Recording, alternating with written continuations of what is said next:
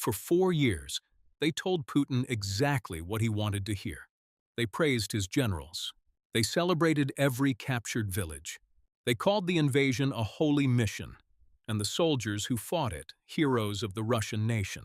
Now, the same voices, the military bloggers, the propagandists, the drone developers, the men who built Putin's war narrative from the ground up, are tearing it apart. And the most dangerous part is not what they are saying. It is who they are saying it to. Because when the people who manufactured a president's reality start admitting that reality was a lie, the president is the last person to find out. The fracture did not begin with a single moment. It accumulated. For the first 2 years of the invasion, Russia's military blogging ecosystem operated as an extension of the Kremlin's messaging apparatus. Channels like Rybar, which now commands roughly 1 million subscribers on Telegram, provided battlefield updates that consistently reinforced the narrative of Russian progress. Setbacks were framed as temporary. Losses were minimized. Criticism, when it appeared, was directed at individual officers or local failures, never at the strategy itself, and certainly never at Putin.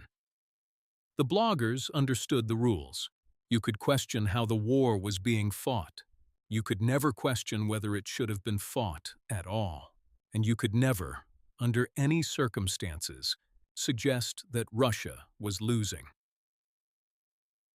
That consensus held through 2022, through 2023, through most of 2024. It survived the humiliation of Kharkiv. It survived the retreat from Kherson. It survived the Prigozhin mutiny, but it could not survive the drones. By early 2026, the battlefield reality had become impossible to narrate away. Ukraine's mid-range drone strikes had nearly tripled since January, from 41 in that month to 115 by March. The unmanned systems forces were conducting 11,000 combat missions per day and had destroyed 150,000. Verified Russian targets in March alone: 143 warehouses gone, 52 command posts gone. Russia's spring offensive, which was supposed to demonstrate renewed momentum, was instead producing record casualties: 35,351 in March, a 29% increase, with 96% caused by drones. On March 17th, Russia lost 110 soldiers in a single day.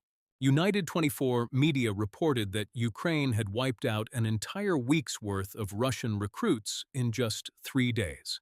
These were not numbers that Rybar could spin. These were not statistics that could be buried under patriotic rhetoric, and so the tone shifted. Rybar began stating openly that Russia's offensive had reached a dead end. Others followed. The criticism was no longer directed at colonels and logistics officers. It was aimed at the strategy, the command structure, and the system that produced both. The bloggers were not calling for peace. They were calling for competence. And in doing so, they were telling their audiences that overlapped significantly with the Russian military itself, that the men running the war did not know what they were doing. Then Alexey Chadayev stepped forward, and the fracture deepened into something far more dangerous for Putin. Chadayev is not a blogger working from a kitchen table. He heads the Ushkuinik facility, which is responsible for a significant portion of Russia's drone development. This is a man embedded in the defense industrial complex, a man who once could barely speak without praising Putin's leadership. In early 2026, Chadayev publicly attacked the foundations of Russian society itself. Russia has built feudalism into its systems. Chadayev declared, a structure that strips citizens of their rights and crushes the innovation that could allow Russia to compete with Ukraine's technological advances.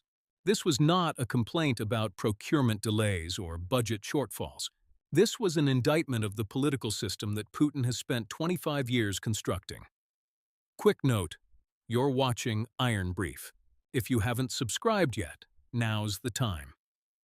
Chadayev's critique matters because it connects the battlefield to the boardroom to the Kremlin itself.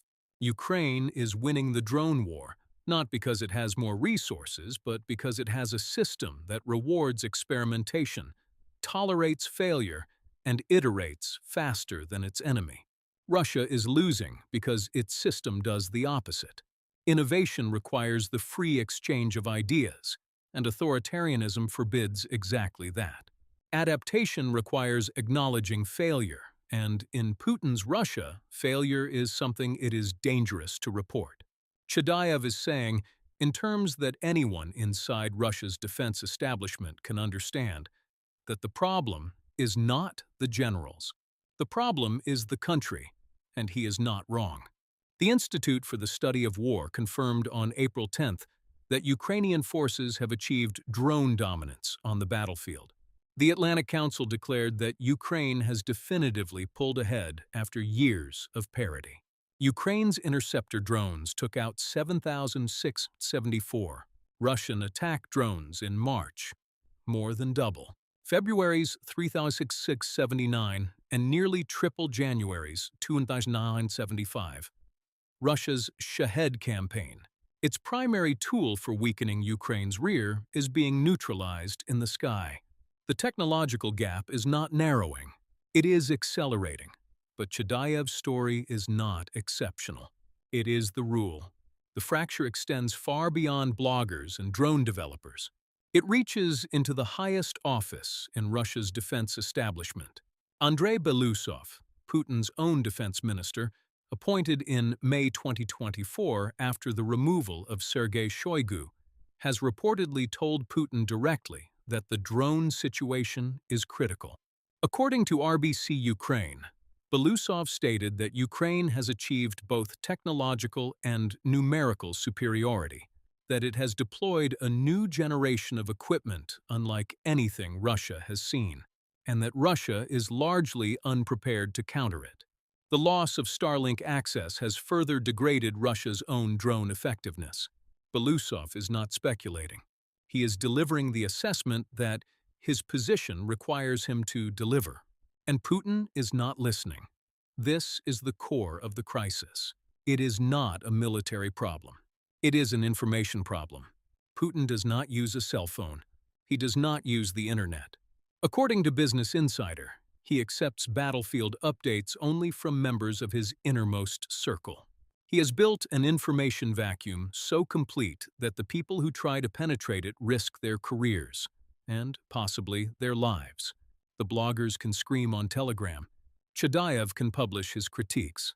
Belousov can deliver his reports. None of it reaches the one man whose decision determines whether the war continues or stops. Putin has made honesty lethal and delusion mandatory. And now the system he built to protect himself from bad news is protecting him from the information he needs to survive. Robert Fox, defense editor at The Standard, confirmed this dynamic on April 9th. Ukraine's deep strikes are causing real damage inside Russia, Fox noted. That damage is appearing in Russian newspapers. But Putin remains in complete denial. The information is there. The warnings are there. The president will not absorb them. The irony is suffocating. The bloggers who built Putin's war narrative are now its loudest critics. The drone developer who championed Russian innovation now says the country has built a system that makes innovation impossible. The defense minister, who was supposed to fix the military, is instead confirming that it is broken beyond his ability to repair. And the president who launched the war sits in rotating secret offices across Russia, sealed off from every voice that could save him from the consequences of his own decisions. Outside Russia, the collapse of credibility is accelerating in parallel. France's Foreign Affairs Minister Jean-Noël Barrot called the invasion a strategic, political, and economic failure when the European Union announced new sanctions in March. In Africa, the EU now invests 200 times more than Russia.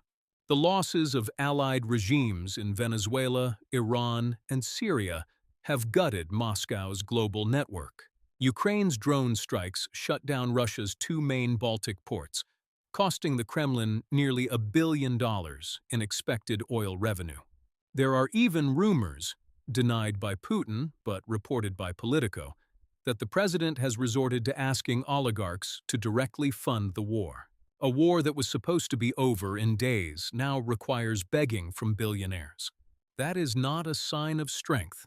It is a sign that the narrative has collapsed everywhere except inside Putin's own mind. Putin responded to all of this not with reform, but with fantasy. He issued Ukraine a 2-month deadline to withdraw from the Donbas, threatening an attack that his own forces have proven incapable of executing. Zelensky, meanwhile, confirmed on April 3rd that MI6's assessment showed the front line is in the best position for Ukraine in 10 months. The gap between what Putin believes and what exists on the battlefield has never been wider. The question that the bloggers, the developers, the ministers, and the analysts are all circling is the same one, and none of them can answer it. What happens when the propaganda machine that built a president's reality turns against him? But the president has made himself unreachable. The fracture is real. The voices are growing louder, but the man at the center hears nothing. And every day he hears nothing. More soldiers die in a war that even his own cheerleaders now admit cannot be won. If you want to see the technology that is driving the Kremlin's internal crisis, and if you want to understand how Putin's information vacuum was built and why it may be impossible to dismantle, our deep dive into Kremlin decision-making will show you the system from the inside. Subscribe to Iron Brief so you never miss what comes next.